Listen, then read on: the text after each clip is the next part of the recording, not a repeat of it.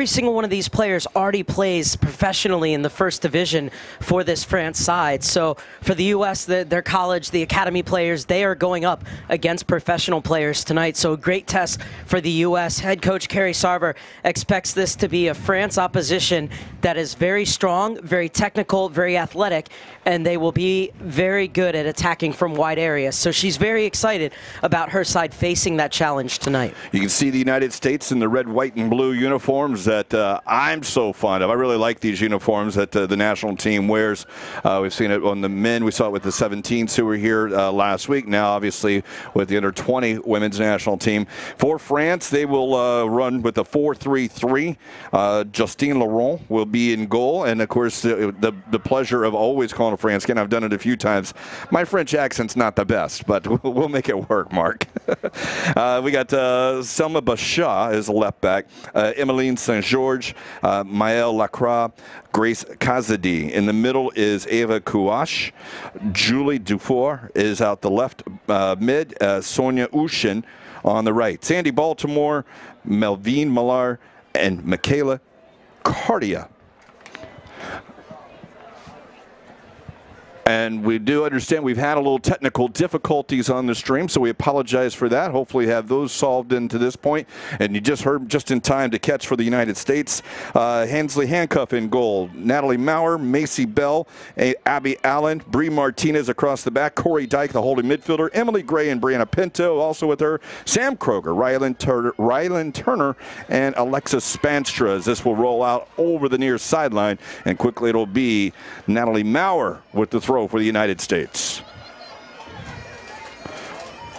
Perfect evening for soccer, too. Temperature about 68. No real wind to speak of, and should allow for some open play. And the United States trying to go up the middle here early on. It's going to roll a little bit too far, and it will be Laurent who's out as the goalkeeper to pick this one up. I love the combination, though, from the U.S. right away. Quick one-touch, two-touch passing on the ground, moving through the lines of France. That's exactly what Kerry Sarver wants to see from her side tonight. Along the back for France, they'll bring it out. St-Georges. And good pressure by the United States. That time it was Sam Kruger, and it will result in a throw for the United States.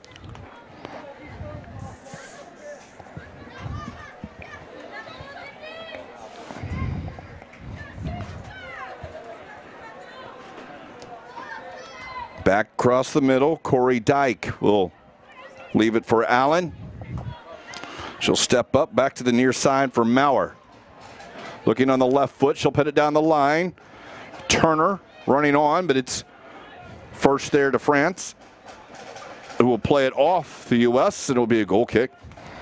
Good pressure from the U.S. moving up, not allowing France to pass the ball out of their back. And one thing is we're watching the ball, the forwards are coming up, but what I'm liking is that the midfield is taking those cues and pressing up in behind them, and that's why you saw a couple passes from France go out of bounds. Yeah, we've seen that, the high pressure forcing them to play maybe faster than what they were expecting here in the early going.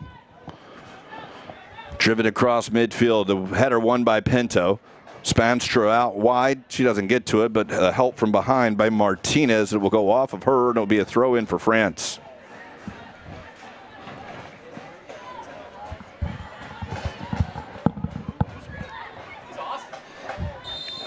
Foul whistle as Dufour is taken down. Eva Kouache will be the right foot, but it's quickly taken to swing across the back here. St-Georges, bad pass, and U.S. will break away. There's some space. That pass doesn't connect, and France recovers. Had a streaking Emily Gray that the U.S. just didn't find, had a space in front of her. Now some high pressure again. France will have to find the empty space and use their goalkeeper to slow this one down. Again, high pressure, this time Spanstra. And France has had the majority of the ball early on, but the U.S. isn't letting them settle into any rhythm. So even though they're not seeing a lot of the possession, they're really dictating the rhythm and tempo of this game at the moment. Yeah, you're right, the possession, but they haven't had the ball across midfield but one time.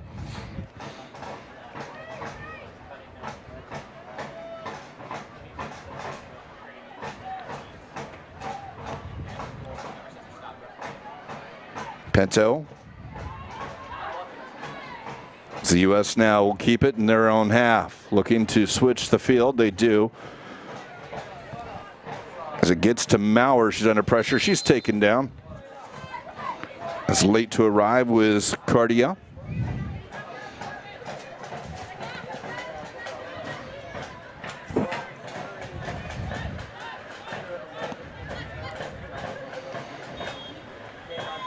Talked about those holdovers, and Brianna Pinto, one of those two, wearing the captain's armband as well today. Yeah, getting her 26th cap at the U-20 level, played all 3 games at the World Cup, and then Spanstra as well was a non-playing member of that World Cup side. Well, it was a great turn and a great ball by Pinto, and it got into the area. Second ball now by Dyke. She can't get it. She'll sit it out wide. Spanstra overlapping is Martinez. She'll put it into the box. It's free towards the 18. Near side is Maurer. Maurer cannot connect in the middle. So France will possession here at midfield. And you see France look to get it out wide right away. Either their outside backs or the 2 center forwards, or center midfielders rather, on the outside looking to come in and combine. And that's where France loves to attack from, those wide areas.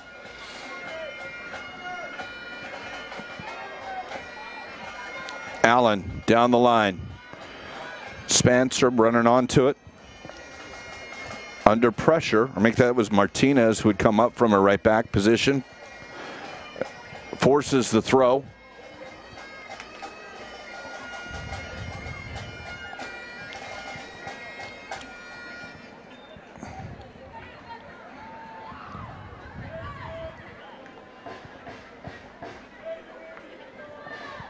Looking to go down the line, and it's brought across, and the deflection will go out. It will be a corner kick for the U.S. Good work by Brie Martinez down in the corner.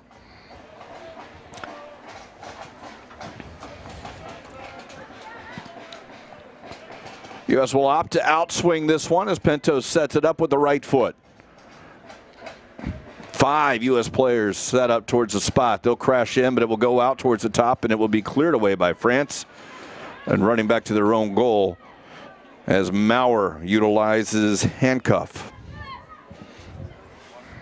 Lovely distribution, drilling it out wide right away, and the U.S. on the attack again. And into the area, and it will one hop just past the streaking forward for the U.S. It was Turner, and it will go into the hands of Laurent.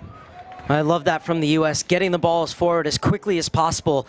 On that occasion, just 2 passes before they created an opportunity, but Laurent was quickest to it. She'll send it up the field. Second ball will go to France. U.S. forces to turn it around. The captain for France is Kouache, number 10 in the midfield.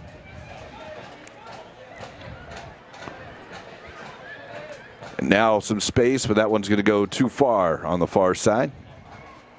And so as the U.S. continue to look for those long balls right away to the forwards, what it's going to do is expand those lines for France, and then the U.S. will be able to find pockets to play in between them if they want to move it through the lines rather than be so direct later on.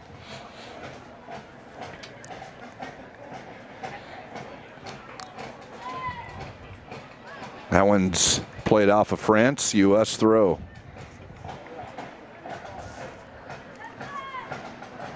Always a little tricky time here at the 1st of December for these international games, particularly this age level, because of the college. Most of these girls, or a lot of these girls in college there, when their season just finished up, trying to worry about finals, but a great chance to play for your country. Right now, France on the counter, cutting back across the middle. Now out to the near side. As it's sent back in off the U.S. Kouache going to be at the feet of Kazadi. Ushin has it on the left foot. Well defended, and Ushin, as she falls, takes down Macy Bell. It'll be a free kick for the U.S.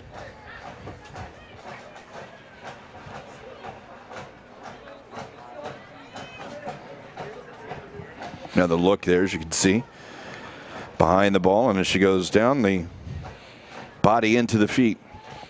Yeah, and it was a great job by Bell to step in there, and as soon as the French forward realized that she wasn't going to win the ball, hand went up and grabbed the jersey of Bell, and that's where they won the free kick. Into the feet of Turner. Turner tries to slot through Pinto. Stepped up by Lacroix.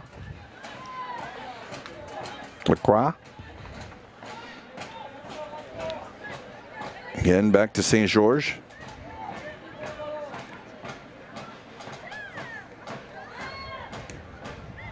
High pressure from the U.S. will get the ball. Pinto going for Turner. Ryland Turner into the box, being marked.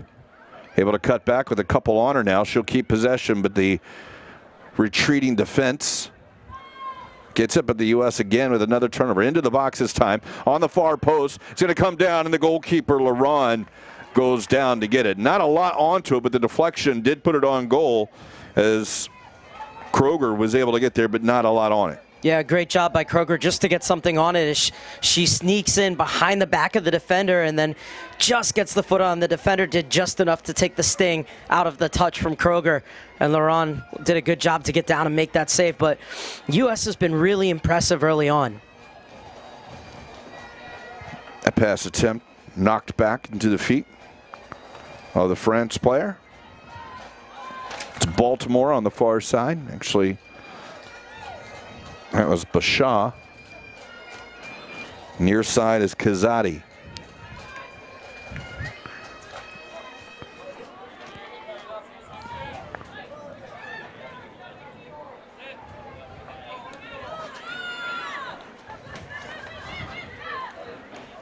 It's Kruger. At the defender, goes around one, but the recovering France will keep it into the front man who's offside. Over and back, that flag came up immediately.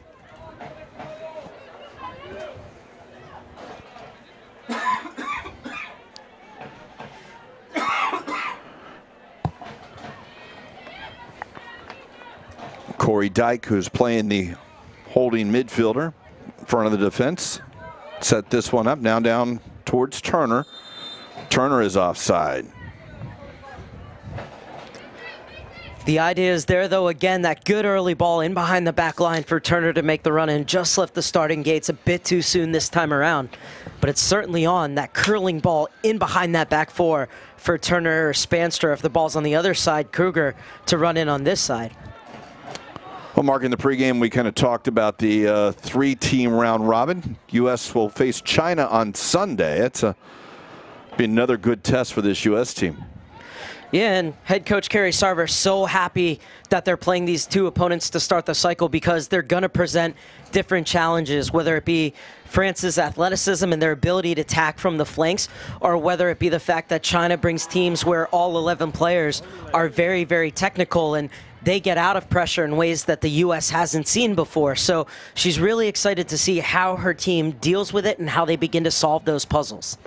Well, we're 12 minutes into this one here. We're scoreless here from the Premier Sports Campus in Lakewood Ranch, United States and France.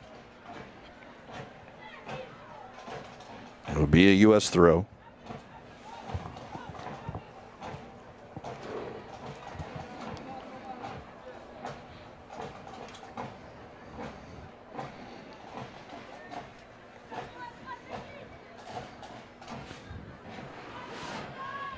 France will come away with it. Lots of white shirts behind the ball on the counter.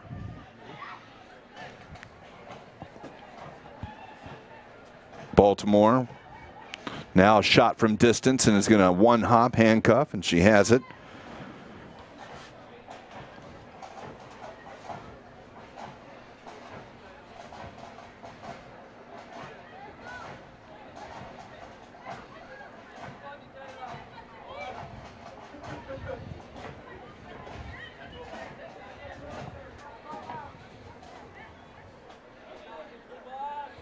U.S. will take their time here with it, looking for a front to open up. This one, though, a long ball and will be taken away. Second ball is down by Kruger, though.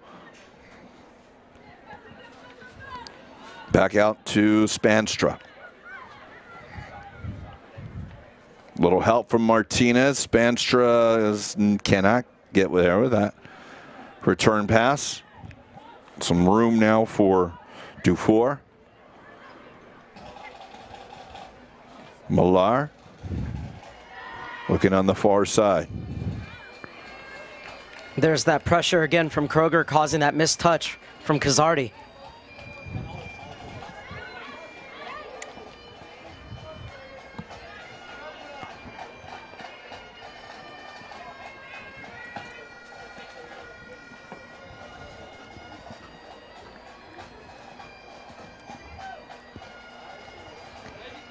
That one does not get there from handcuff. On the near side is Cardia. Tries to go across the box. It's headed away. First one to it is Kouash.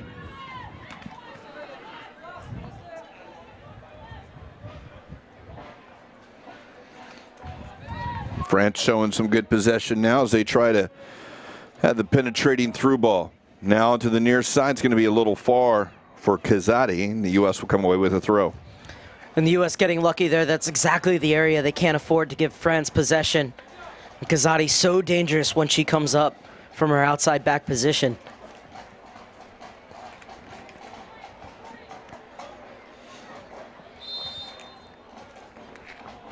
U.S. defending the goal in front of the American Outlaws, who you might be able to hear some of the drums and the bagpipes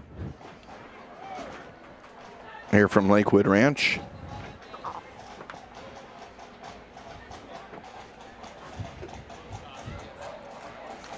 Far side, Abby Allen under a little pressure, uses her goalkeeper. They'll bring it out the back. Some higher pressure now as Macy Bell to get it. France still pinching in and will force the turnover in the midfield. They'll quickly counter. U.S. has to recover from here.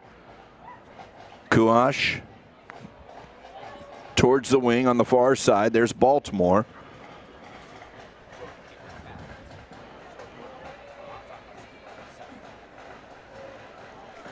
Back in, created some space. And it will go off the U.S. France throw. This is where it needs to be a bit cleaner from the U.S. is building out of the back and breaking that first line of French pressure. Then once they do that, can they get the midfield to connect with their forwards? And that's just at the moment where the disconnect is. It's that ball from line 2 to line 3, and that's what's allowing France to get possession again. But that's something that the U.S. will grow into as this game goes on. And they will try to counter themselves. Kruger on the end of this, but first one to it is Kazadi, and she'll use her goalkeeper to send it out. Pinto wins the header. Little space now.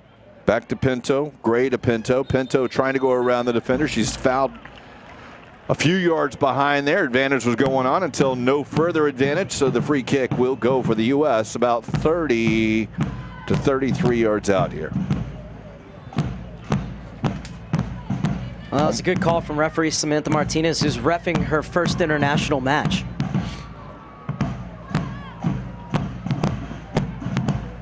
Line will be set 4 yards outside 18, 30 to 33. My spatial recognition, amazing, Mark. 32 yards out, we'll say, since we'll taking that the 10 yards is appropriate. Maybe a little far to go on goal here, but the U.S. will try and get with this extra space onto the back post. The header on the far post. Second ball knocked down. Still no flags up, so it's still in play, no offside. That one sent across, and that's cleared out by France. There was a player making the run, but France got enough on it, got it out of the area. Now they'll have their counterattack. Maybe some space, but it's well read by the U.S. and Maurer, and they'll take possession.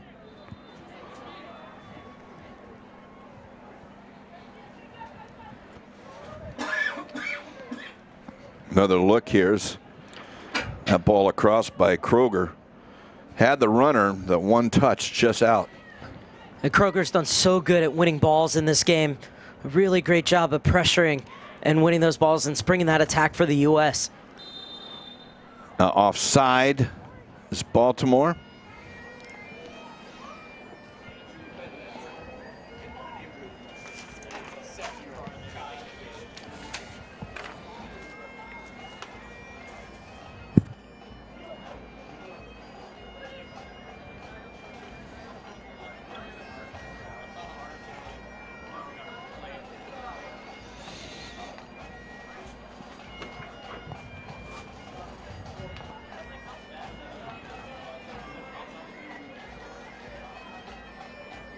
U.S. possession here in the back.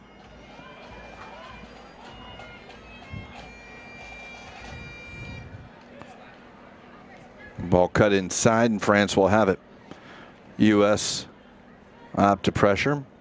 Mark, we are into the 20th minute, and both teams have had a couple of moments, but U.S. maybe a couple more. But, well, it might be one here now as a turnover, and Kruger is pushed from behind on the free kick. But a little high pressure. The high pressure exactly is what's been working very well for the U.S. And when they've been very direct, when they've gone over the top and looked to get it to the front three right away and then combine from there is where they've been most dangerous, where France trying to move the ball along the ground and get it space where they can get overloads in those wide areas. But so far, the U.S. has done a good job of not allowing him to string more than 3 or 4 passes together at a time. Well, Pinto will send this into the area. It's going to go too far, and Laurent will collect that one uncontested. And Pinto mishit that, but that's because she got excited, because what she saw was that France were cheated too far over to the back corner of the box. And so she saw a chance, if she could play quickly, to play a teammate making that diagonal run toward the penalty spot, because no French defender was going to get to that ball in time. So it was a great idea, just a bit too much weight on that pass.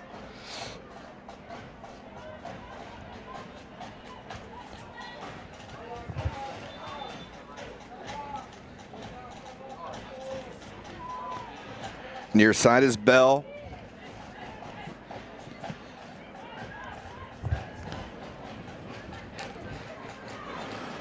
Up, down the line. Turner gives chase. She'll try and keep France in. Forces them to run back, and, well, that was a mistake there. You don't foul them after you put the pressure on to earn the ball back, but a little too aggressive. Yeah, especially because Spanstra was right there to win that second ball. But still, a great job to pin them back into the corner there.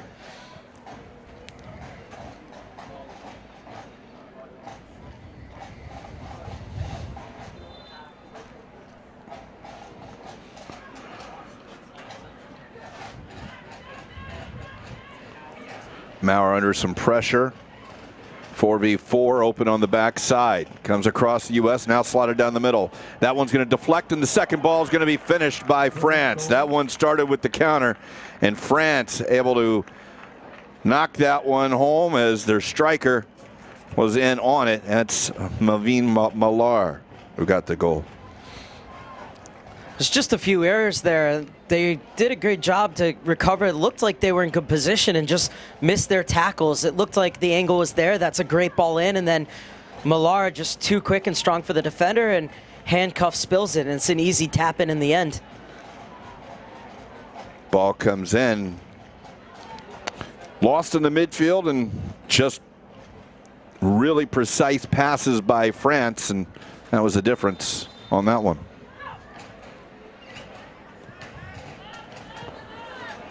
So the U.S., despite having a little bit majority of the play and the better the opportunities, find themselves trailing 1-0 as we hit the halfway mark of the first half.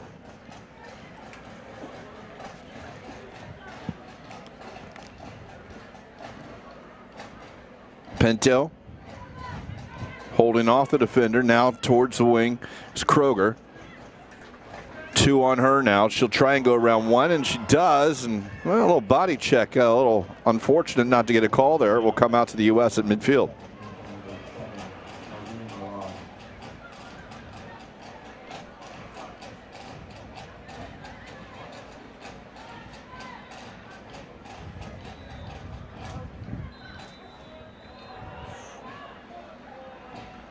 Millar for France.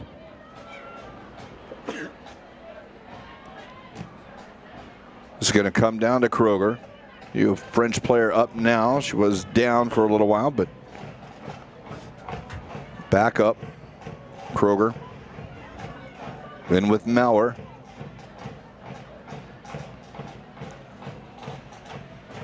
A little room now for Allen.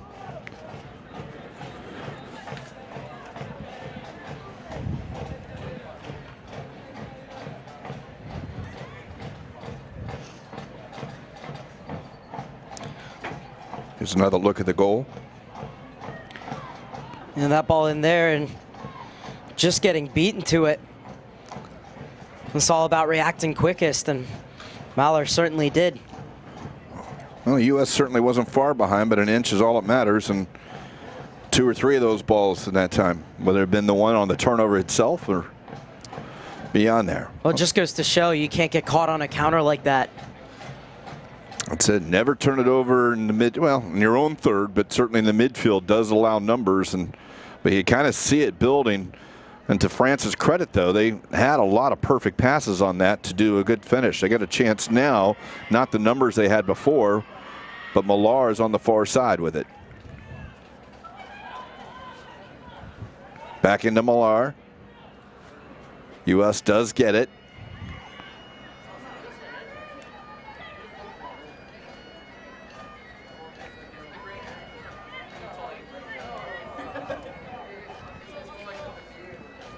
Sent in to Millar. She's been very active. Didn't see her much before the goal, but she's been all over the ball since the goal. Again, now towards the top of the box. The U.S. defensively recovers. A little room to turn. Turner, she's got 2 behind her.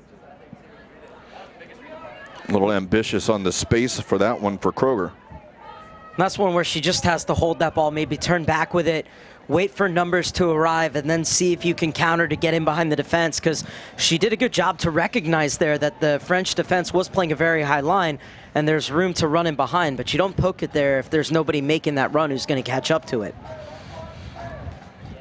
Onto the near side, Kazadi.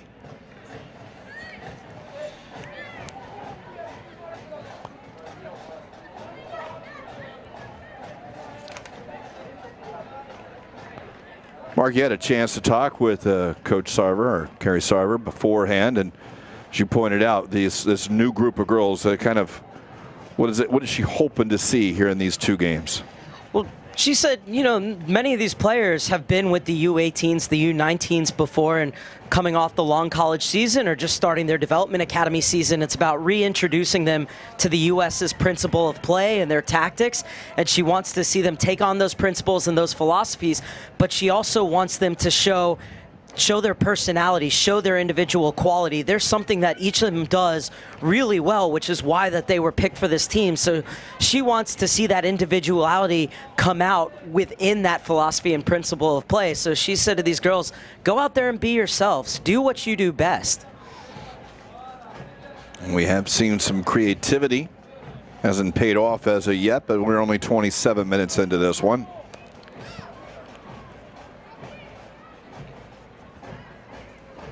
On the far side, back line resetting. A little higher pressure now from France. Does result in the U.S. losing it. Not nearly the numbers we saw on the goal, though, however, so the recovery. And good job defensively. This loose ball will come out to the U.S. They've got some numbers here as they go at the defenders. Trying to slide it through Kruger, and stepping in front of is Kazadi. Kouache. And France will look forward. That was a great idea by Gray. Just needed a bit more mustard on that pass to make its way through, but the idea was there, and Kruger timed her run really, really well. Those opportunities will be there for the U.S. because France is playing such a high line. It's about finding the perfect weight on the pass, and then for that runner, holding your run to that last second so that you don't see that offside flag go up against you. Well, that one's off Martinez. Really good crowd out here as many of the U.S. Soccer Development Academy games coming to a conclusion around the Premier Sports Campus. The girls making their way as it is their winter showcase. Still have another day of that tomorrow. And one of those 2 games for you as the U.S. commits the foul. Free kick will go for France. You know, at the same time, we want to see the U.S. win. We want to see good results. But I was thinking one thing that a development academy coach told me about coming to Florida to play these matches, this probably goes for the U.S. and even for France as well, is they would rather come here. I'll get back to that in a second. Let this one play out. Well, it is a chance here for France, and a nice move to get down. They'll send the ball in the box. It will deflect off, and Handcuff will not get to it before the corner kick is raised. Well, just getting back to it, they would rather come here and struggle and lose a game 1-0 and learn from that defeat than come here and beat a team 5-0 and learn nothing. So I think that's the kind of things that you're hoping to get out of games like this, especially when you're looking at an entirely new player pool at the very beginning of the cycle. Short corner taken. U.S. reads that pretty well as they came back into this. But it is taken away. Now sent into the box. Handcuff will have to drift back towards her line a little bit. She'll catch that one a couple yards off, and she'll roll it out, the U.S. But there's a lot of blue and black jerseys behind the ball. The U.S. still running down, and Spanstra is just over the line, so the throw in will go France's way.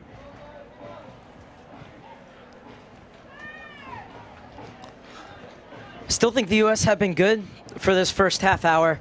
The pressure's been good. The way they're moving off the ball as a team on the defensive side has been really good. The one thing I would like to see is vary it up a little bit. They've had success being direct, getting the ball forward in as few passes as possible, but now I would love to see them connect in between the lines and play through their midfield a bit more and start to combine and spring some passes together. It's a through ball. It's going to roll too far. Handcuff is off her line, and she'll get that one. There's a through ball for Cardia on that side.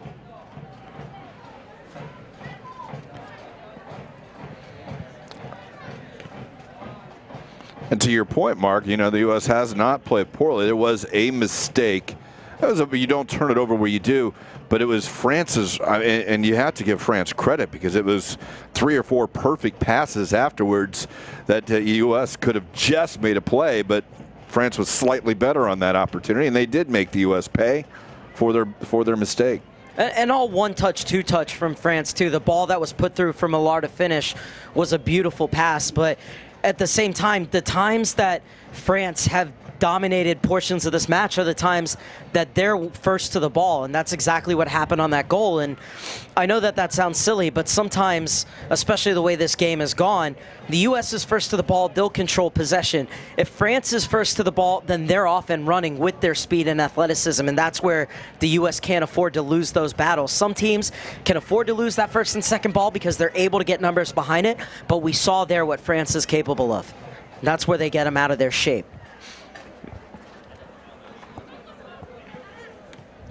Back into Maurer.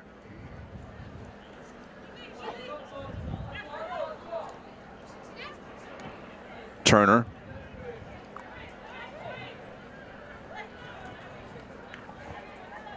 Dufour, and now Kouache. Pinto on the tackle. That one's going to be deflected. Handcuff has to catch that one.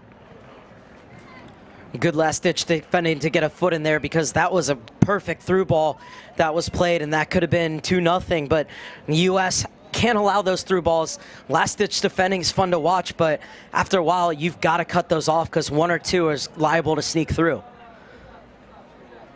So now it becomes about the backline spacing and how do they cut off those balls. And before that, how do those midfielders in front of that backline cut off the service to those forwards so they don't have those opportunities to play those balls through.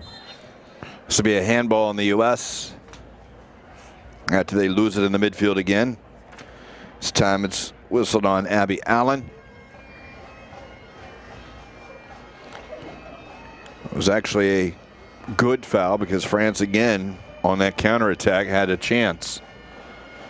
The ball was played into her hand, so nothing card worthy in that case. A lovely skill on the far side. Seen it a couple times from the left back, Sama Bashar.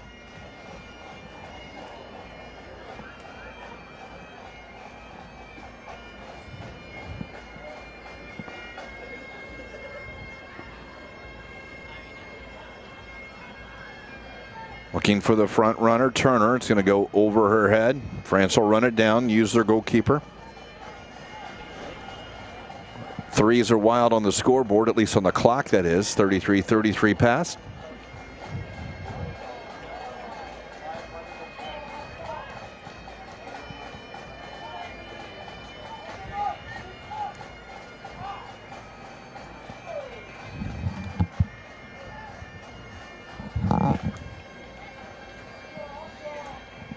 There you see is Turner holds, everybody else holds. As she goes forward, everybody else begins to press. And that's what you're seeing here, the U.S. squeezing the game, and that's that long ball to unlock them, but a great job getting back by Bell. And Handcuff has to drive it out. Good work there by France. And Cardia winning that header. She has it at her feet now.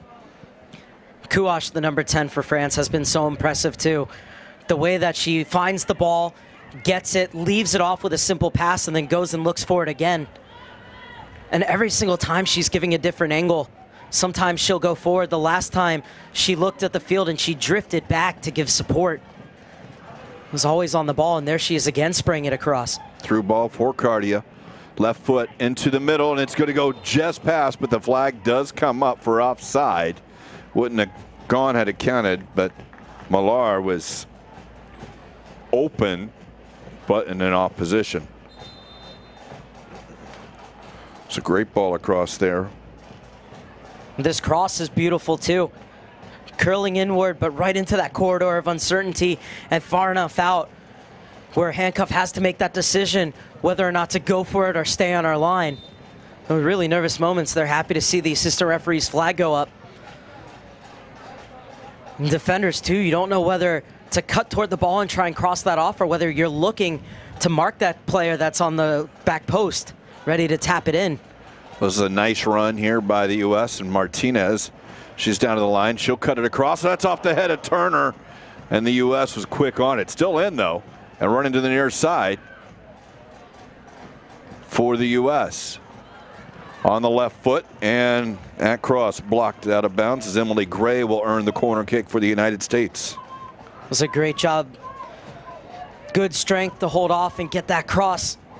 Just a bit too tall for Turner, and then Gray with some lovely footwork to create that half yard of space she needed to get that shot off. As Spanstra was off getting some medical attention, and now she's back on, so it's good to see her back out there.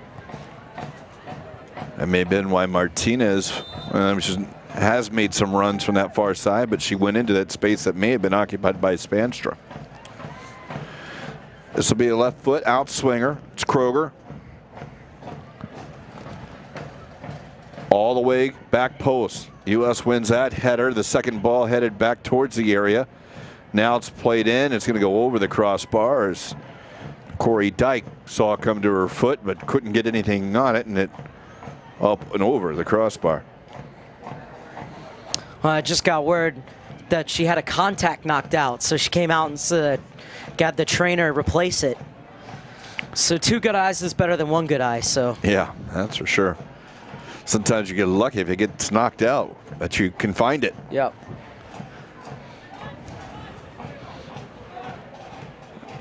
Handcuff outside her area. She'll bring it over to Maurer. Love how Handcuff was playing high there for that ball over the top.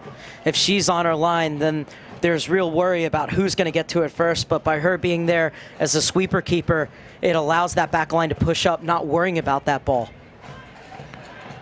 Inside from Millar.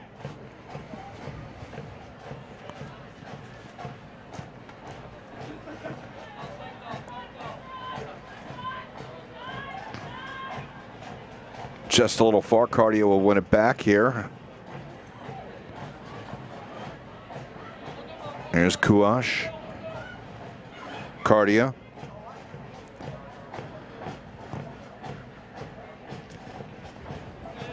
Kouache again wins it. Tries to go to Kazadi. Good quick touches by France will allow this cross to attempt to come in. It was blocked, and it's off the United States. It'll be a throw in for France.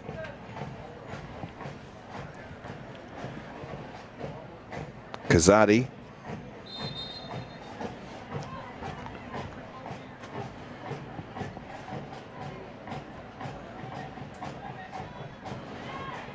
Kruger will win it. Turner back to help, but that will be taken by France to 4.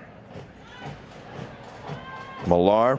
Now it's Baltimore. Baltimore with the left-footed shot. Goes into the breadbasket of Handcuff. The difference at the moment is playing in those pockets of space and under pressure. France are able to connect their passes and the U.S. aren't. And some of it has just been technique. Now, France is so clean on the ball. They get the ball, quick one-touch, two-touch, bring it down. Don't seem bothered by the pressure in those tight areas, whether it be in the center and midfield or the little pockets just outside of the channels. But that's where they're able to play out of. And at the moment, that's where the U.S. have been wanting. So not a bad idea there, but once again, it's a good turn and good play, but just unable to connect that last ball to get out of the pressure that's been hurting the U.S.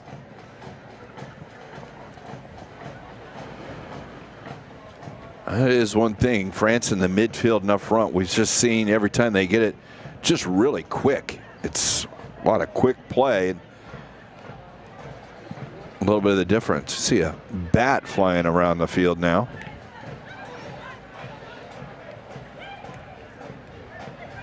Close that window, will you? I don't think it's a vampire bat, but it is those erratic movements. That one is erratic enough to get back to Handcuff, who will play it out of the back.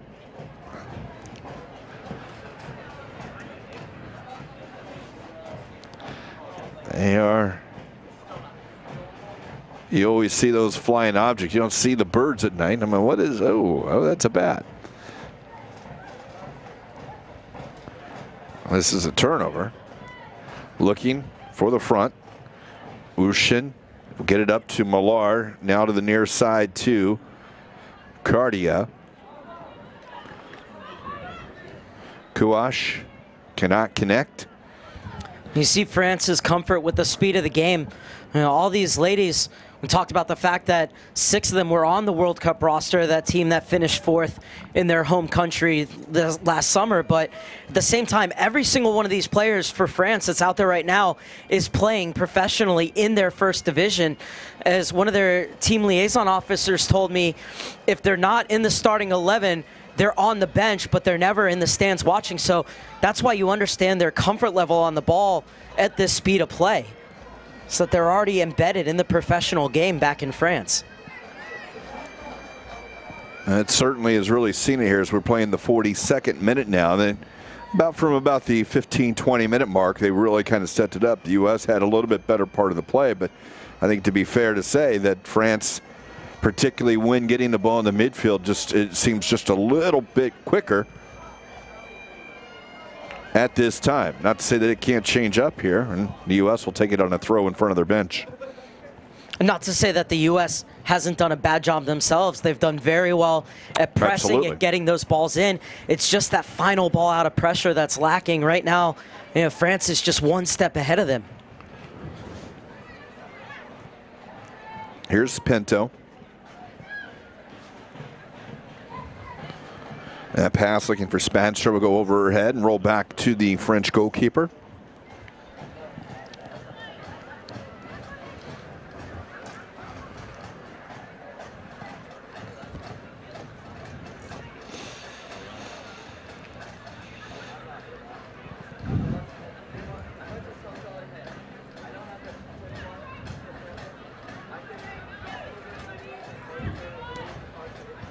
And that long ball is going to go over the top, and there's Handcuff again outside her area.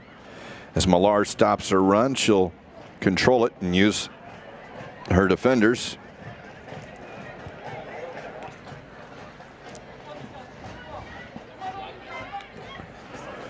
Pinto with a little space. Pinto on the run now. She'll play it out to the near side, back to Pinto.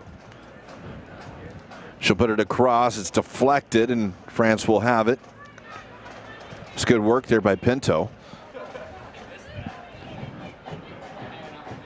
Handcuff well outside her area and does what those sweeper keepers do, and they'll put it over the near sideline. But that was great recognition by Handcuff. She realized that earlier in the game, France were playing those balls and their forwards were getting in behind.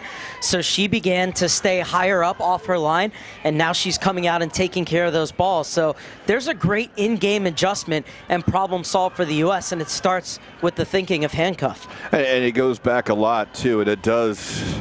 Your defenders are very grateful here as Kruger almost comes away with a turnover. because typically you'll find defenders are not quite as quick or fast as the forwards.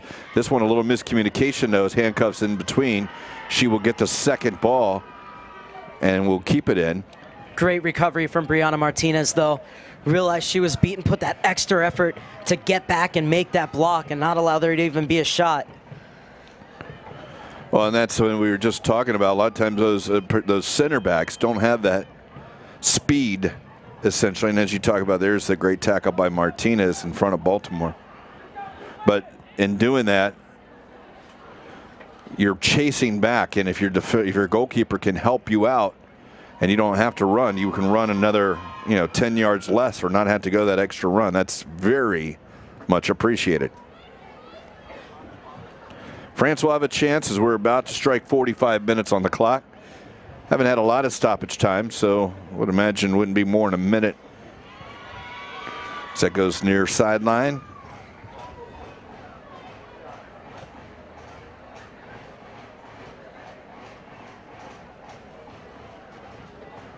Towards the corner. And it will be 1 minute of stoppage time.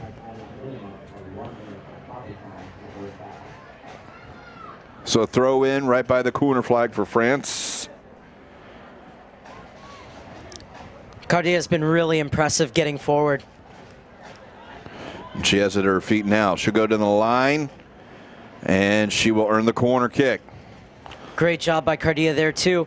Realizing that her last touch was a bit too heavy, but she gets there in time and knows that if she gets to it, she'll be able to play it off the defender and rescue the situation via the corner. She did just that.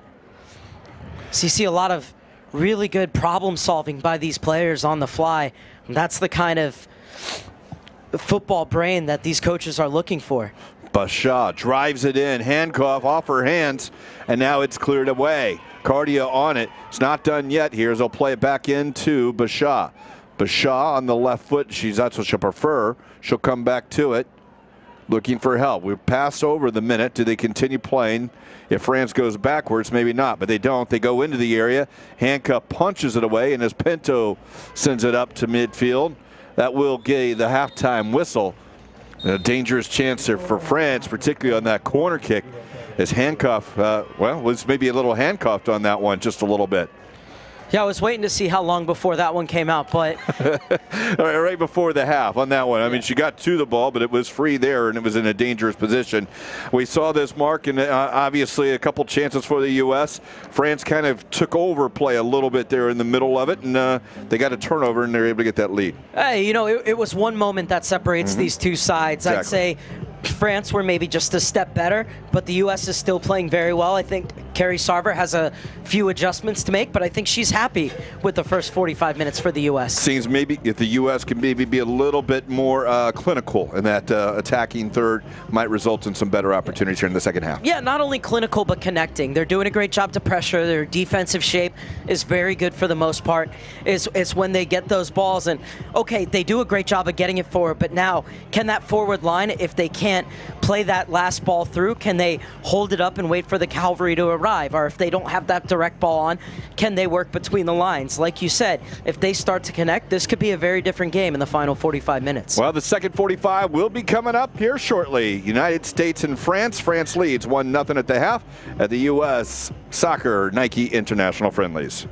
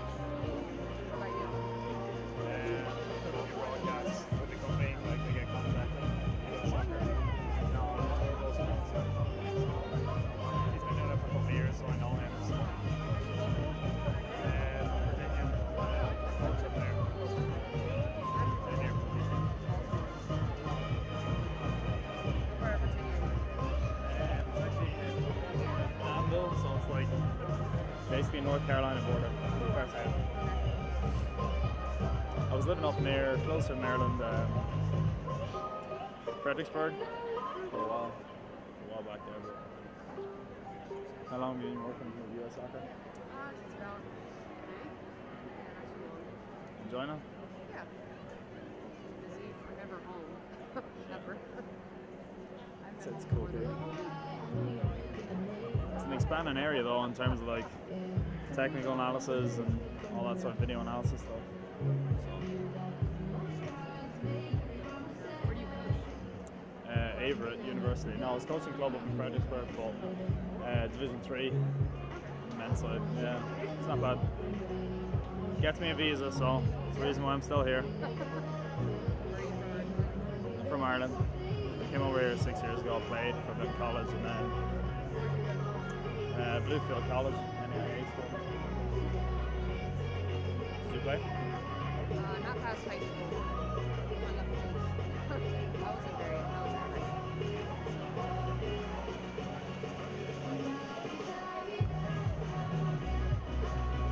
So you probably know all of them pretty well at this stage, all the girls and stuff like that in the team, or no? Well, it's kind of weird. Like this team is kind of just like scrambled together because they just have their World Cup in August. So there's only 2 girls that are on that World Cup squad that are on the squad. The rest of them is not our strongest team. A lot of new faces. A few of them from college and stuff too as well? Yeah, they're all either in college already or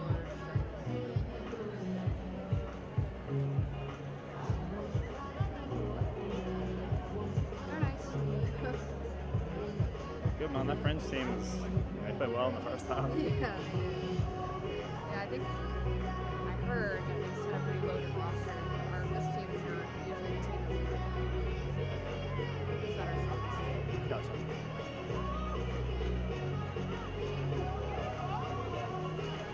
Are you doing all the games or are you doing DA stuff too?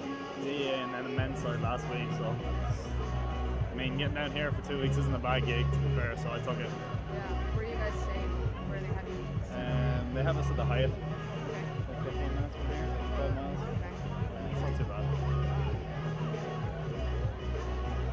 The only problem is you have like 4 or 5 different DA teams, so it's like. What time do you guys start? For production, like, I mean, all the tripods and like comms and stuff is already pre-set up, so we could get here an hour beforehand and set it up, but just in case the internet goes down or something like that, be here 2 hours beforehand. The problem is when we get put on that field over there, it's just awkward.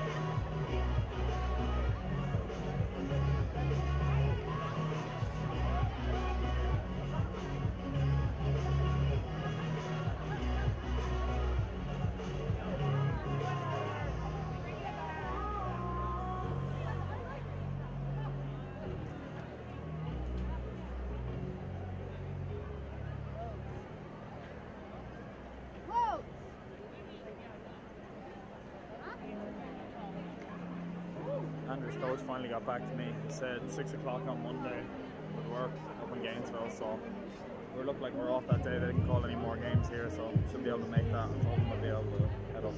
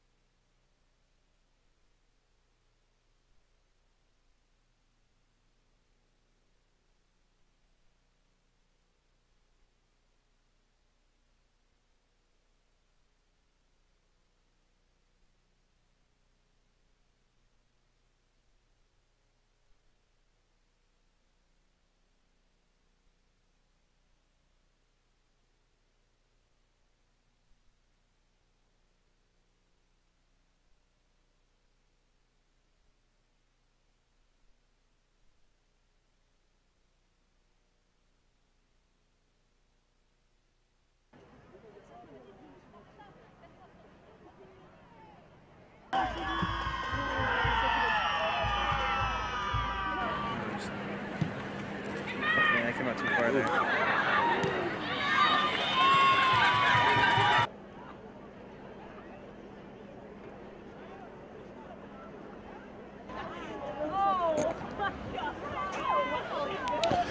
Well, welcome back here to Lakewood Ranch, the premier sports campus, as the United States huddles up to discuss what they want to get done here in the second half. Mike Pepper, Mark Serber, and a 1-0 game here for France. And we just saw the highlights, Mark, and when we were looking at them, obviously the United States, their opportunities in the first 20 minutes.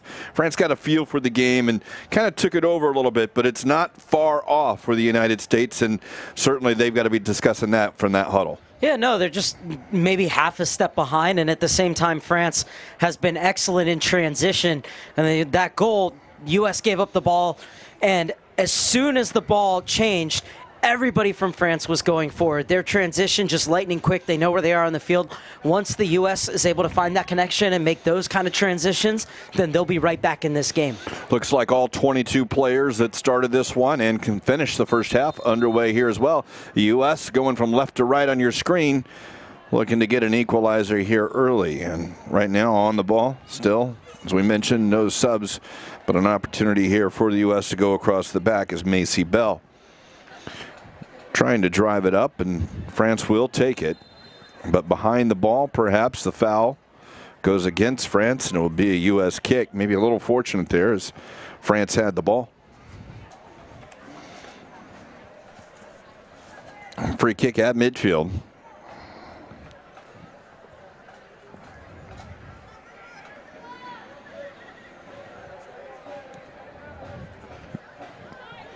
Low driven ball taken by France.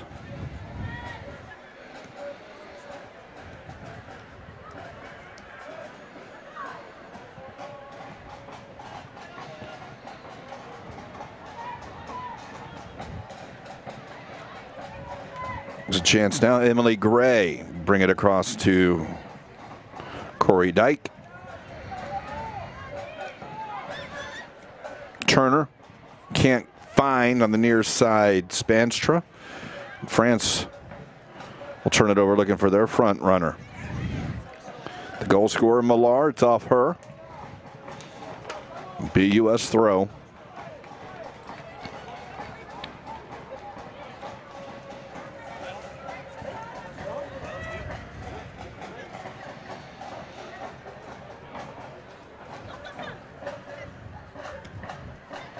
Good tackle by France. Now they'll come on the near side. Here's Baltimore, steps over the ball. Overlapping runner. Here's Bashaw, who's been outstanding for France, and that ball comes in and it's cleared away. Baltimore will have it fall to her. Try and reset through their captain, who lets it run past her. She'll get it now, and that's Kuash. Far side is Kazadi.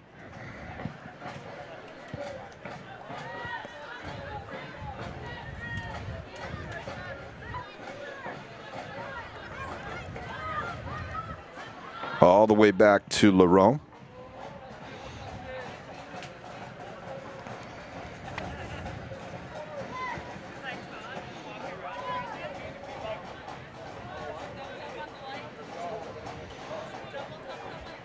Laurent drives it up the field. Again for Millar. Challenge there, won by Allen, but it's straight up. Millar tries to slot it through for Baltimore. And it will come back to the feet of Allen. Pinto. They try and go back. Kuash steps in front of that. There's Kuash again, just dictating the pace and rhythm of this game. And she's released Millar.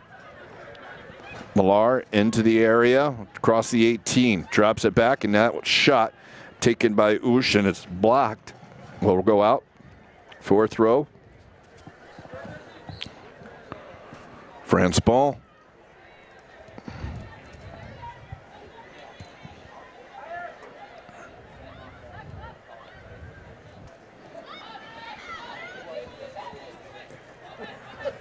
Near side is Baltimore.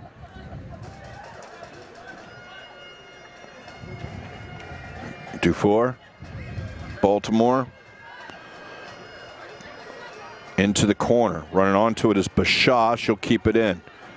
Bashaw on the left foot, all the way to the back post. It's over, everyone. It's going to go off.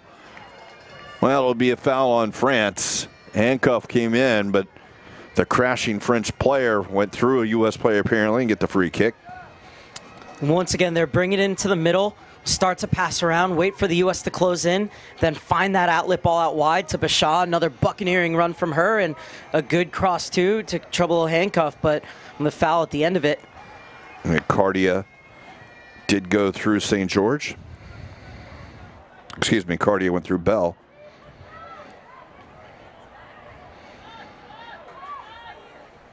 Looking for Kruger, will run back. This one's a little high, and Laurent has to come out of her area.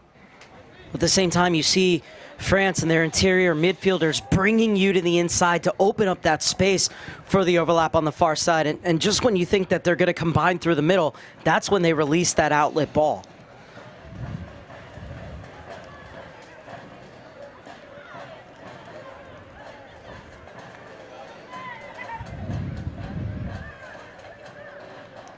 The U.S. attacking up and down that left-hand side. They did so as well primarily in the first half, and would love to see them come out to this right-hand side and see how they start attacks through Spanstra and how that might change the game. Spanstra, of course, along with Pinto, the only holdovers from the last cycle. So I'd love to see them dictate the rhythm and the pace of this game for the U.S. and see how they can bring the younger players into it. Pinto will take that one away.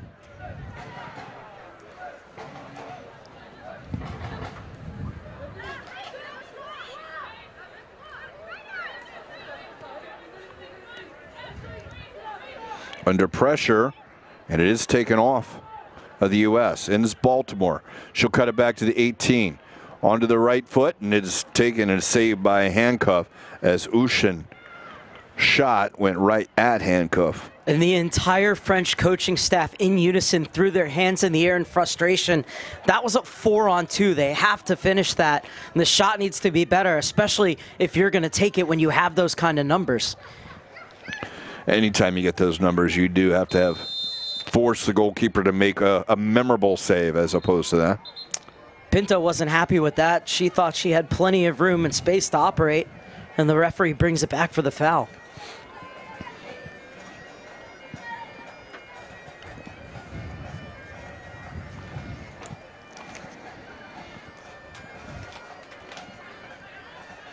Loose ball taken by France. They'll use their goalkeeper, Laurent.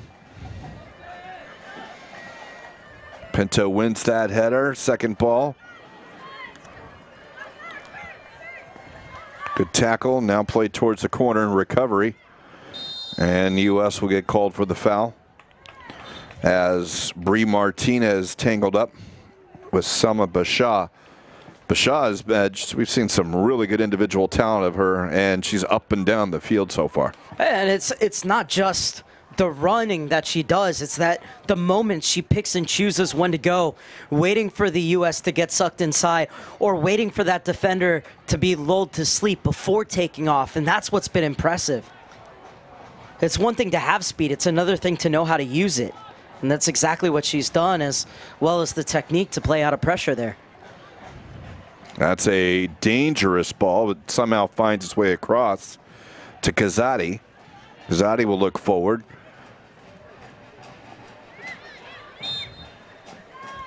Looks like it hit a hand on the way through, yeah. May have.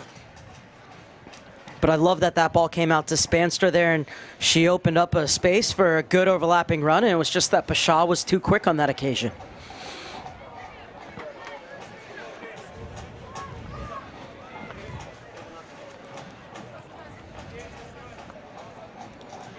Mauer's tripped.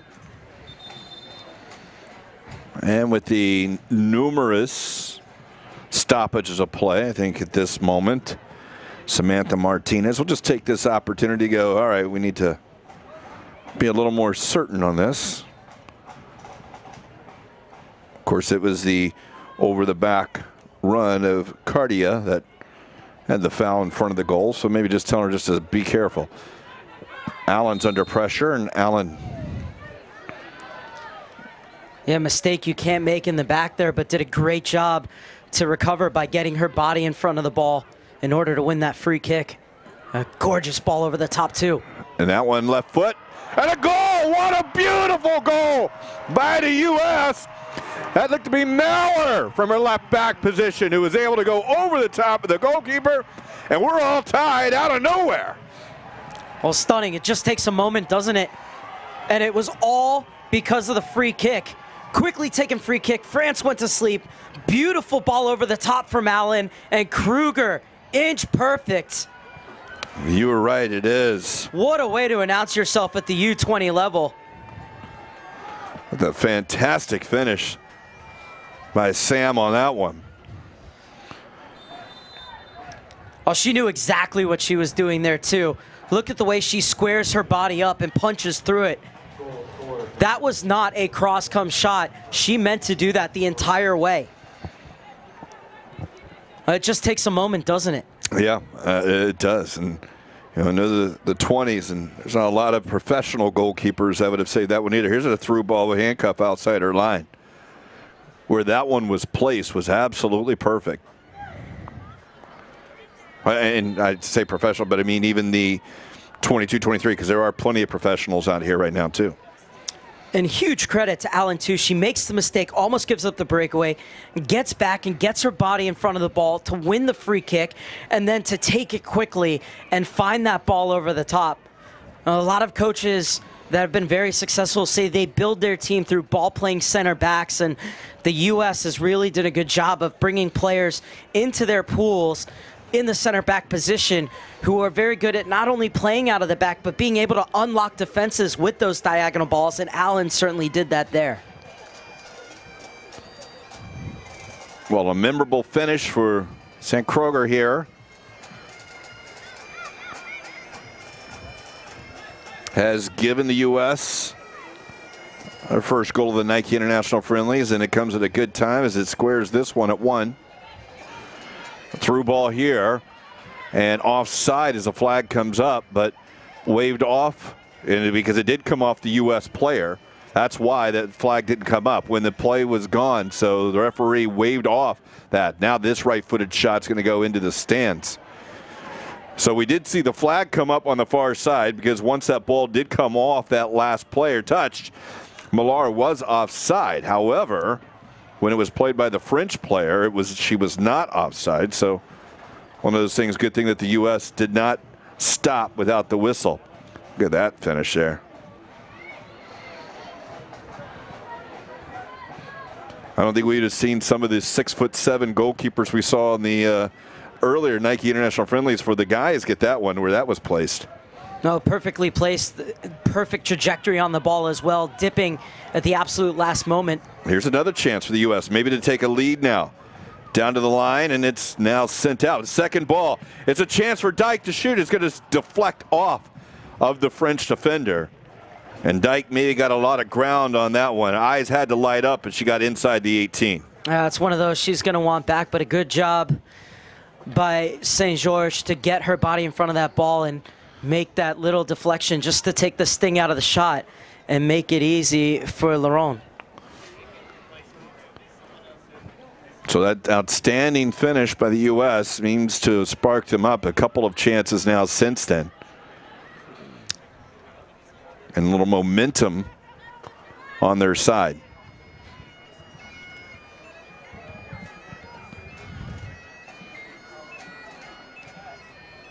Played in, it's at the feet of Mallor. They'll run. 3 on the near side. Here's Baltimore. Tries to go in, it's into Mallor. Back to Baltimore. Baltimore's in at the spot. She'll shoot her shot right into the gut of Handcuff. That would have been a gorgeous goal. Lovely combination, intricate passing in tight spaces and continuing the run Baltimore, and that touch to get around Allen. The shot definitely needs to be better though. All that work, you want to definitely have the end product.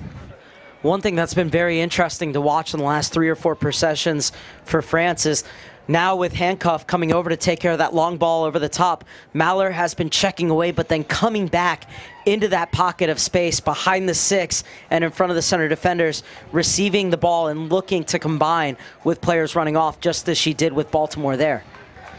Martinez can't connect with Spanstra.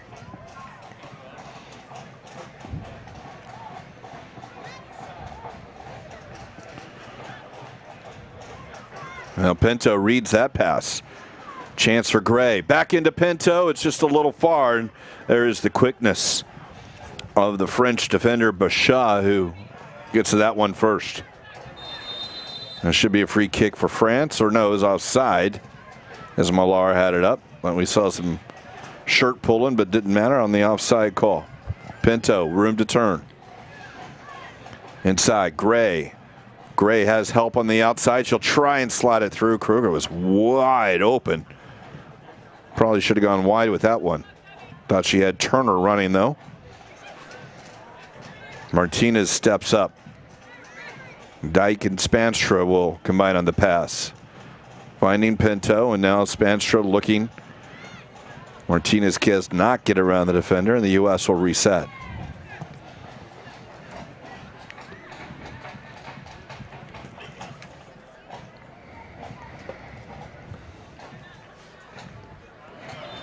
Kruger taken down. Well, she's been really impressive today, and it's not only the goal. First thing I noticed about her was her pressure on the ball and knowing when to sit back into shape and when to dictate the press for the U.S. Then her skill on the ball, and then the goal was the third thing that's really impressed me. Also going forward, just her running off the ball, putting herself into open positions in the wide area has been very good too.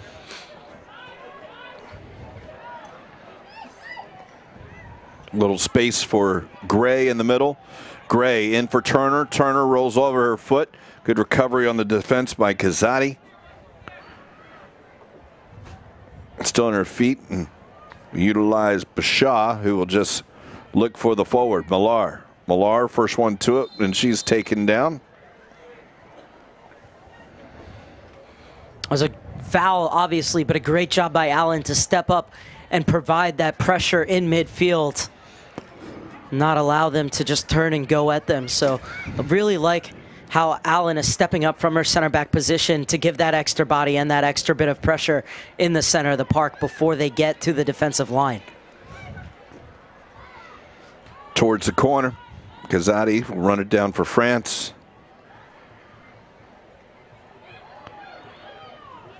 And the U.S. has really kind of stepped up their defensive pressure here in the second half. Now a chance Kruger. She'll take a right foot shot. It's blocked by the French defense. Oh, why not, based on the way the last shot went? Looked like she struck it well, too. It would have been interesting to see where that had gone had it not been blocked. You can talk about the recovery play from Bachat and her using her quickness, but it was also the anticipation, the realization that that's the ball that the U.S. wants to play. So even before she made the run to get to that ball, she was already pinching to the inside, anticipating it. So it was another great play by Bachat. Margot Lemuel, it will make her way on, as Lemuel will come on for Ushin.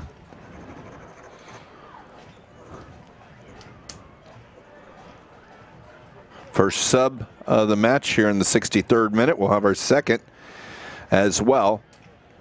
Also for France, coming off will be Michaela Cardia. On for her, be Lorena Asaro.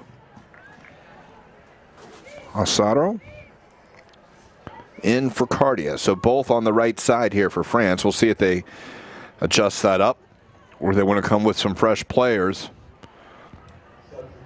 At the left defender, Natalie Maurer.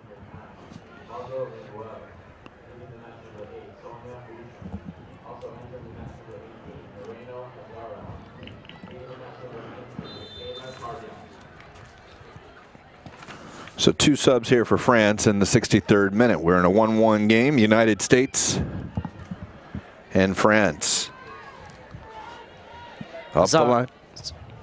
Azaro, another one of the players who plays for Olympique Lyonnais, who are always Champions League contenders.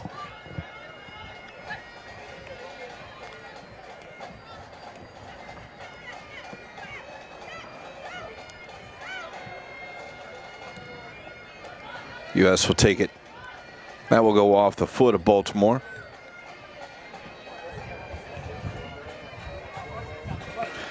And kind of the thought here we've seen, obviously we complimented France on their quick play in the first half. It's still quick play, but the United States seems to be anticipating that a little bit more and being a little bit more aggressive into that middle part of the field, not allowing France to have those opportunities they did in the first. Well, they're doing a better job of stepping into those spaces and cutting off those lanes. And the other thing as well is that Pinto is now starting to step up on Kuash and not allow her to pull the strings with as much freedom as she was doing in the first half.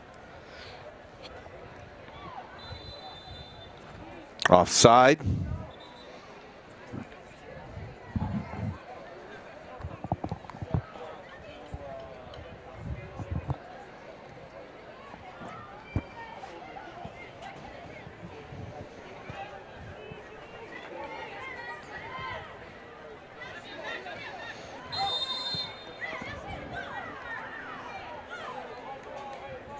Little shirt pull there, and U.S. will have a free kick. That one could have gone either way. I think Allen's lucky to get away with it. Once again, got to take care of the ball back there.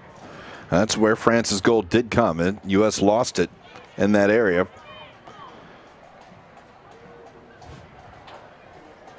There again is Bashaw. Bashaw again.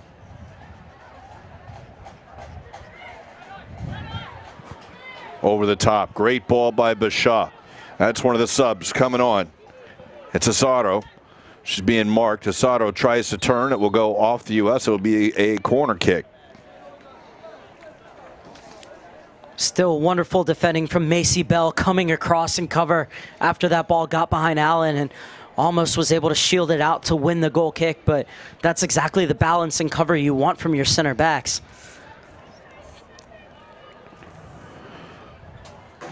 Cross to take it, Kuash. The USA going with zonal marking here as France is going to crash from the top of the box. See here how well the U.S. do at picking up the runs. A little combination of it as they will go the man, but you're right, and on the 6-yard box, and Handcuff will get that one. I like that little combination. When you talk about it, and that's when as a goalkeeper, always you want those spots on the 6, and those people know, go to it. If you don't hear me, you're there. But having them up front maybe slows down that run coming into those spaces as well. Oh, absolutely, and like you said, good combination to have those runners being tracked. Sometimes I think zonal marking, if you're doing it all over the box, then you can lose sight of the runners or just miscommunication as to who to pick up because there's so much chaos in such a small space. But U.S. did well with the hybrid there. That momentum certainly can go when they don't have that body. You got to try and go around right up the front. So worked out there on that time. We'll keep our eye on it as well. Here is how each team handles those situations. Great ball movement by France. Now down on the near side is Bashaw. Bashaw all the way to the line. She will earn another corner kick. She'll quickly run over to take it to see if there's anything going on. But doesn't appear to be, and she'll let Kuash come.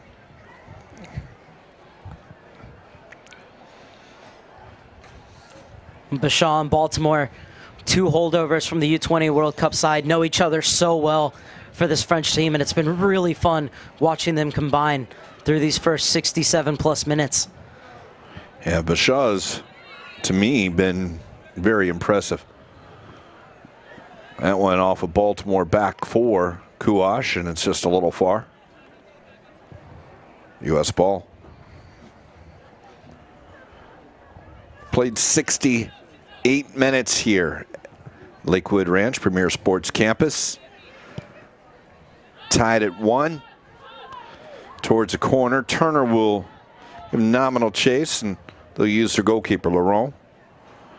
She'll send it back up the midfield. A little bit of time and space there for Dufour, but the U.S. does a good job of taking it off of her.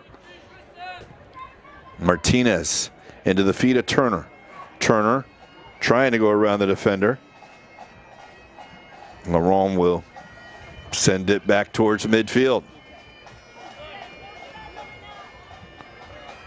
Martinez reads that one.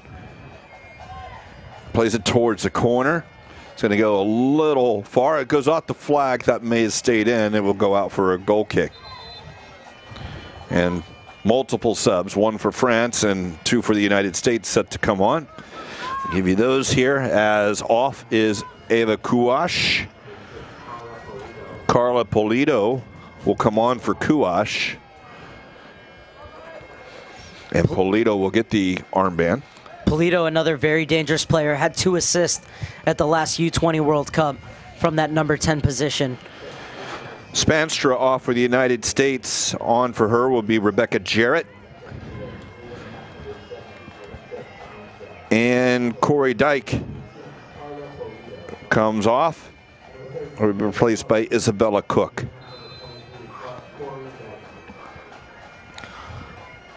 They're coming into a game that's been played at a pretty frenetic pace. How quickly can these subs pick that up? Well, that will be the key here. They've at least had to be watching as you get warmed up to see where it is. Obviously, they'll have the pressure of the legs, and there's another chance here perhaps as we see Cook and combined with Jarrett. Here's Jarrett on the right foot, on the back post, just over a sprawling Kruger. It'll go onto the far post now, sent back into the area. Headed on, and that one's there, and right there, Jarrett probably should have told Turner, I'm right behind you. Not a lot of power on it by Turner, but the U.S. still has the ball. Well, I'd say they both picked up the speed of the game pretty well. We've seen them just a couple times already involved. There's the ball here. This one, Kruger, just a little high, maybe on the head, but saw her eyes lit up. Then the second ball here, I thought right there, Jarrett probably should have said, hey, I'm here. She's coming on to it. Turner backing up. Here's a chance now for the U.S. as France will clear it out. Yeah, just like you said, with Turner backing up, Jarrett's the one who's going to be able to generate more power. Got to make yourself known. This one, already looking for Jarrett. Bashaw will win the goal kick. She does.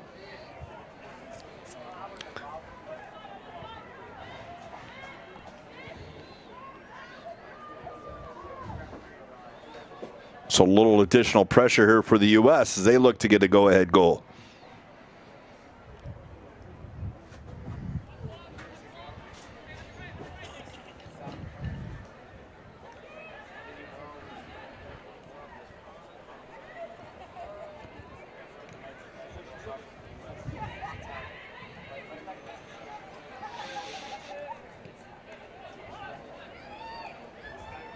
Some space. Allen looks forward, looks for Turner, and does a flag come up? No, it stays down.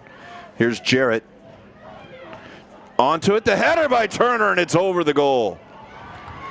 Well, the 2 crosses from Jarrett have been excellent. Turner, I think, just mistimed the jump, but Jarrett has been electrifying since coming in. On this opportunity, as you talk about it. Just unable to climb the ladder high enough to get it down, and Turner frustrated, but she's done really well to attack the ball there.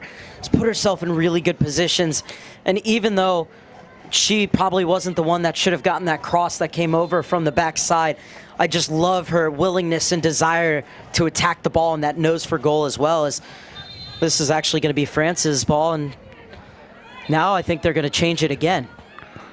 I think they're just telling them back up a little bit. Well, the referee's all confusing. She had her arm all the way out. What am I supposed to think?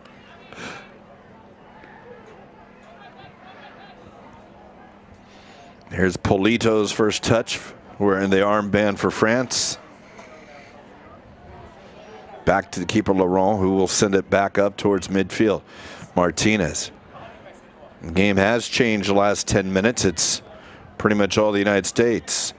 France has had a couple of opportunities, and they might have one here as well. But well read is Allen, but they'll call the foul behind the play. It'll be a free kick for France. But Allen stepping up high and winning the ball once again in an advanced position for the U.S. They've really started to cut down the space in midfield, and excuse me, that's because the center backs, whether it be Allen or Bell, are taking turns of stepping up into that midfield area. Played down the line. It's going to creep over the far line, and it will be a throw.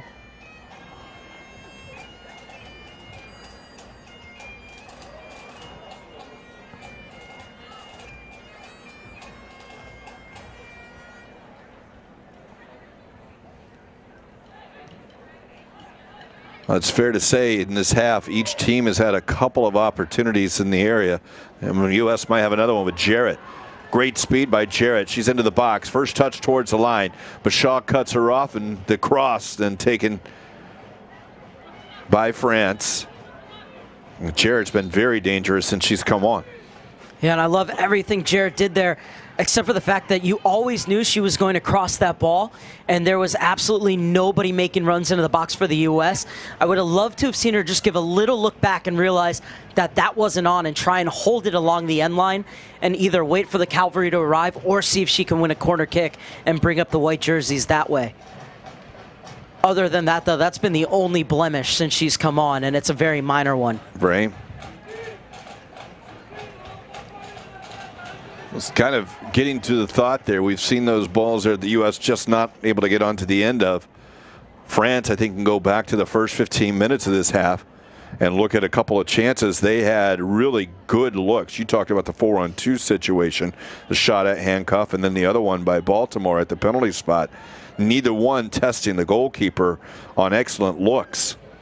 Since then, the U.S. have been the team that looks more likely to score. But at the same time, I think I was feeling that way when France did open the scoring. And so it just goes to show that they can break you down in an instant. If you're in the defensive line, you cannot shut off for 1 second. As there's Cook first to the ball, and it's going to produce the game's first card. Well, Bashaw will get it.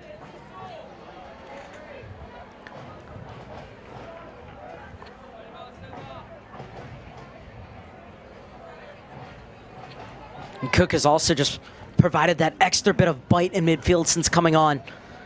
Talked about the fact that in the first half, France were winning the majority of those first and second balls in the mid. Well, Cook has come on. She's won every duel that she's had. And there's the result. Painful for her, but a free kick for her side.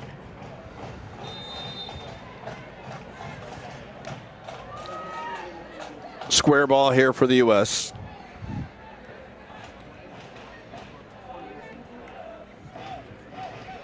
Loose ball taken. Looking for Jarrett. Doesn't get there as Gray tried to slot it through.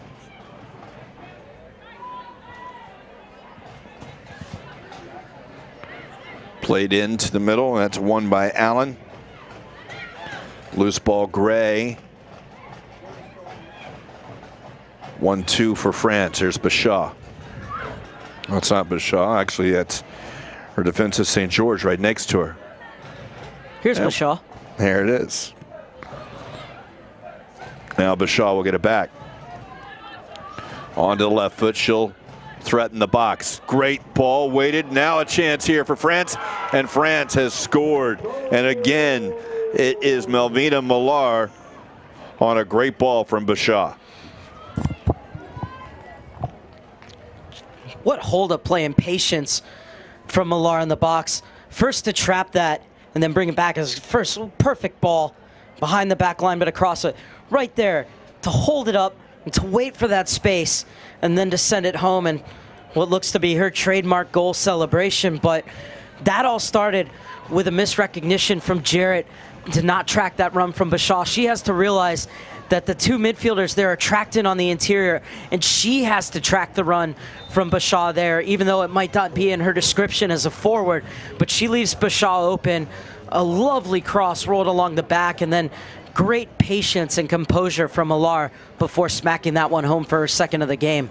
And just like that, France take a 2-1 lead. Yeah, and you know, Mark, it's funny because, you know, you said it's happened. I think all three goals, it's fair to say, have come against the run of play. I think for both of France, it seemed, you know, the U.S. had it and France came out of nowhere. And the U.S., it really kind of opened up the U.S. on that shot. They had started maybe to turn it on a little bit, but certainly the goal from where it came from was unexpected. And in this one, certainly it happened there as France, you kind of alluded to it, said, just like the first one, who knows? So. Yeah, I didn't mean to foreshadow there, but it just happened that way. And that's the beauty of soccer, though, is things can change in an instant. All it takes is one moment to haul yourself back into a match. And at the same time, it's how do you manage those moments when you're on the back foot, and how do you find that one moment you need to get yourself on the front foot and swing that pendulum. And the U.S. have been able to do it so far, and they have 11+ minutes to do it again. But right now, that pendulum of momentum has gone back in the way of France. And how did the U.S. cope? They've done well so far. Yeah, and especially you look at, we have played well this second half. We got a goal, but we do find ourselves trailing once again. That one cleared out by Allen. 1-2 by Jarrett. Onto the near side, Baltimore. And now you see Jarrett coming back to help, doing a great job. And now there she is getting outside of Bashan, forcing her back with it. That's much better. It's Lacroix.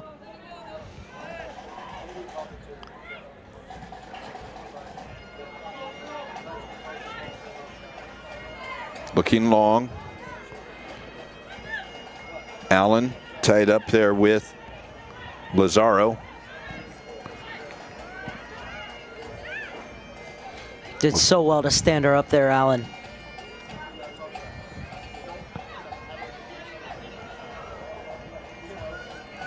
France ball.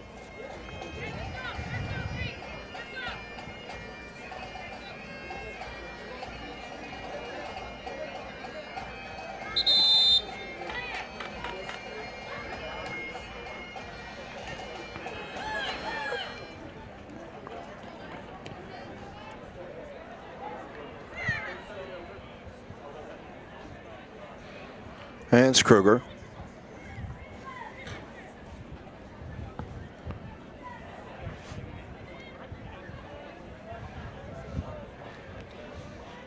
U.S. set to make a couple more subs.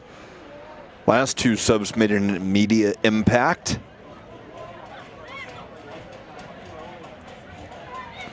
It's Jalen Eisenhart and Tori Hansen who are getting set to come on. So you have a forward and a defender who are getting ready to make their way. A flip on, did it go off France? It did. So the subs is the U.S. Kruger will come off.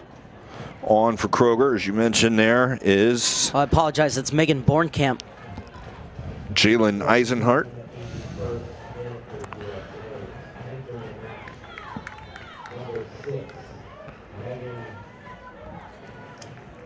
And Bornkamp will come on for Gray.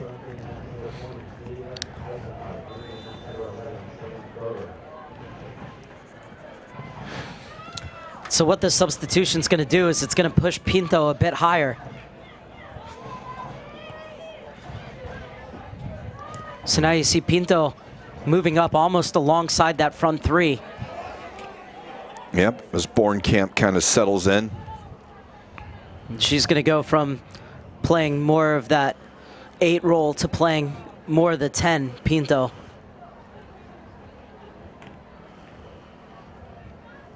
Borkamp will sit in behind her.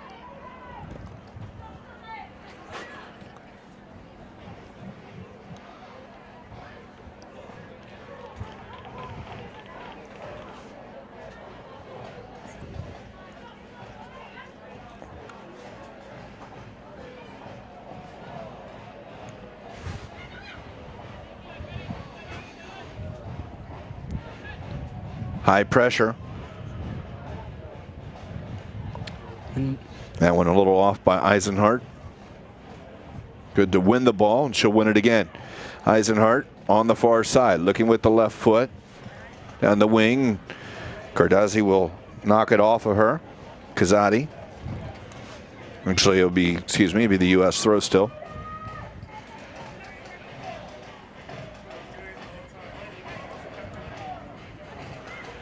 Turner.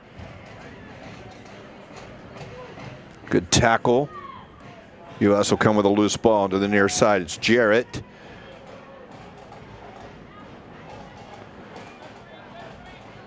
Baltimore for France.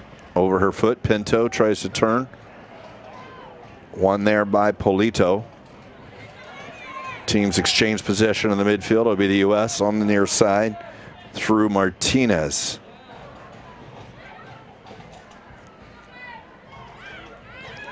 Bornkamp's had some really important wins in that last 30 seconds. I was going to say it could have kept the U.S. going forward, but that ball comes back, and now they have to retrace their steps. Still, though, her 2 wins, if the U.S. could transition a bit quicker, they could have been off and running there. Instead, they're building out of the back, but they still have possession and a chance to go forward. Into Cook. Pat intercepted as she looked for Bornkamp. Here's Millard. 2 goals scored here in this one, both of them for France.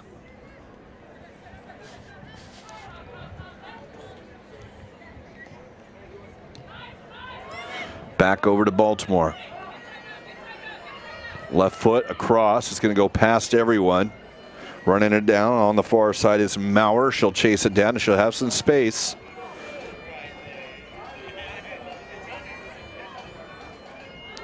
Going long, but only the defensive line of France is there.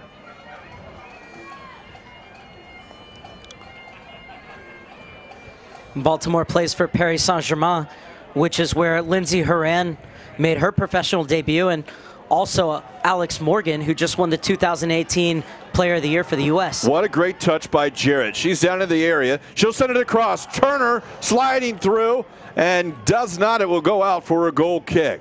But Jarrett, what an incredible touch to go around Bashaw, and then she made another move.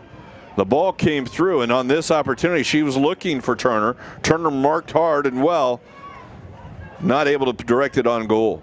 Jarrett's been great going forward since coming on. Not only the speed, but also her touches as well. Here's Polito.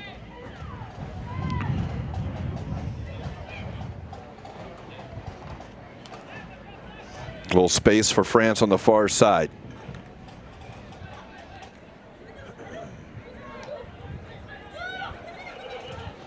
Now it's Baltimore for France. At the defender. Left foot shot is going to go off the top corner post. Baltimore had a chance and looked like she may have pulled it back and drove it up. And it was good angle on that one we had, Mark, and it looked like it was headed for top 90 and just curled out. Well, her skill is silky smooth. Just look at this. Engineers that half yard of space, sees that top corner. It's a small window, but she almost got it through. Her and Bashaw have been so impressive along with Millar. Really fun to watch.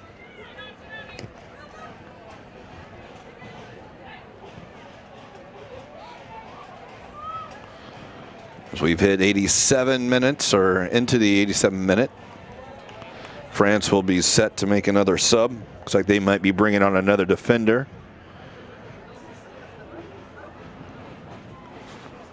Bimagou Ducouré.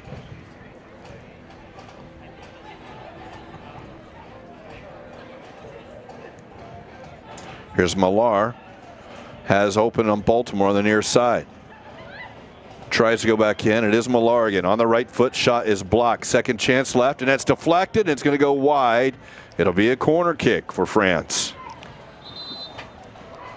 Well, just the inner passing is devastating, and there's a look at that shot again. Baltimore, on this occasion, did so well to cut in, as Millar's going to leave this game with her job done, both goals. And here is a striker, as a Millar for Ducouré, who is a defender. Looks like they might be trying to protect this lead in the final 3 minutes. Well, looking to close out this game right at a point where they're looking to get that third goal as well. So it's interesting. You see Millar coming off a bit of a shrug of the shoulders. I think she wanted that hat trick, but tremendous night for her. I know the U.S. will be happy to see her depart. Driven in on the 6, headed away, back out onto the side here. Played into the area. Handcuff up, wins that one as that ball by Dufour floated a little bit. Thrown out quickly.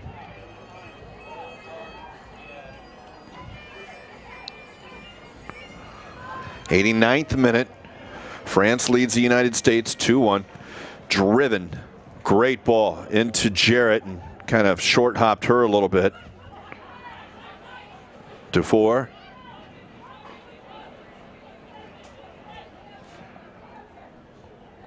Lemuel.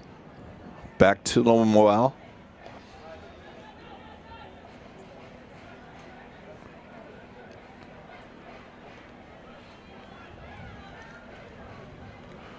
Right foot sent in the area, headed out.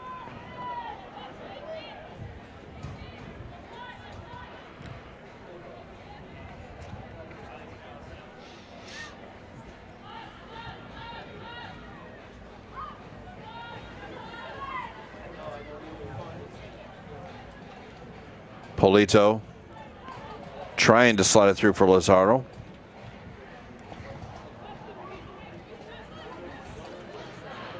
France just keeping possession now. U.S. having to chase here.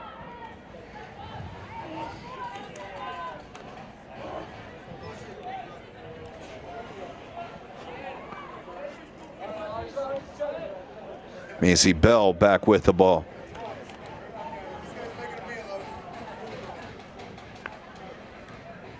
As the U.S. has a throw, it will require a stoppage time goal in order to equalize this for the United States. And they will have 3 minutes of stoppage time in order to do it. The first thing they've got to do is just get possession of the ball. And France has been very good in these last few minutes of just holding on to it, trying to see this game out. Now's the chance to go forward.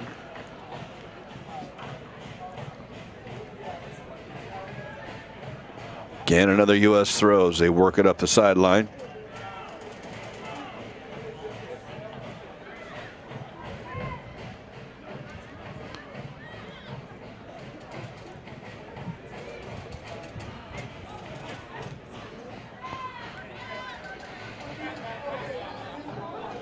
Bashaw. France goes forward. Baltimore on the run. She'll send it across. Deflect towards the far post. Waiting on it. Kazadi now the left foot. That shot's blocked. Pinto will have it. Not a lot of help in front of her, but she does bring it out. Jarrett.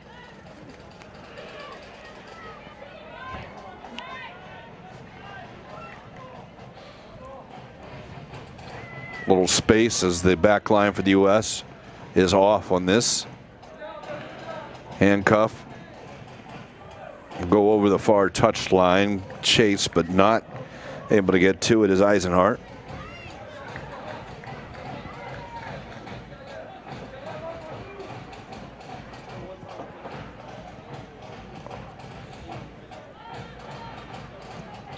It's Turner. Fouled behind the play, however. Allows the U.S. to set it up, but they'll go backwards about 30 yards. Up the field by Maurer. Onto the chest of Pinto. Into Turner. Turner's got Jarrett on the near side. She gives it to her. Jarrett steps up. Keep her out. Shot's going to go just past the far post. Lamont came out, and Jarrett, who has been fantastic, could not put that on target.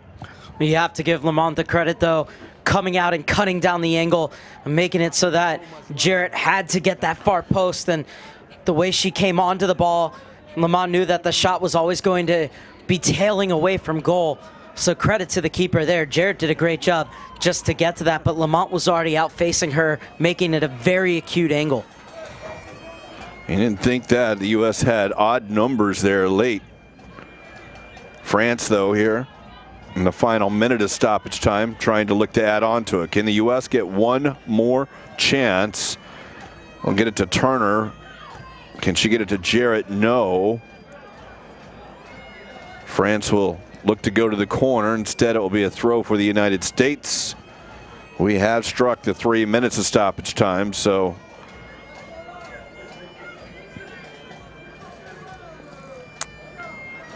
allowed maybe this chance, but as it goes off the United States, that'll probably do it. France in the first game of the Nike, the 2018 Nike International Friendlies,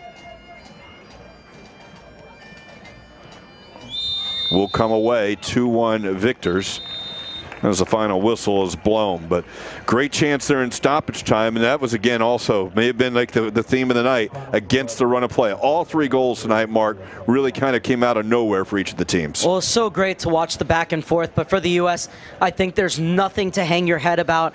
I think this is a great start for them to begin this new cycle heading towards the ultimate goal of reaching the 2020 World Cup. And I think that France, with their professional players, many of them who played in the last U-20 World Cup, gave them a lot of problems to try and work on a solve, and I think the U.S. did a great job of solving a lot of them, and I think there's a lot of things that they can learn from, but I see the potential in this team as they continue to grow and bring more players into the pool and get reoriented with the principles of play. I think this is a USA team that can go on to do really good things in the cycle. A very promising start despite the scoreline. Well, and France will play China on Tuesday, but in the meantime, the U.S. will get a chance to play China on Sunday. We'll have that game 6:30. Your thoughts leading into that one as well? So much for the U.S. to build on. I think a couple things you look at from this France game and you go, okay, here's things where we can improve. But at the same time, China, much more technical team. Their movement off the ball is incredible.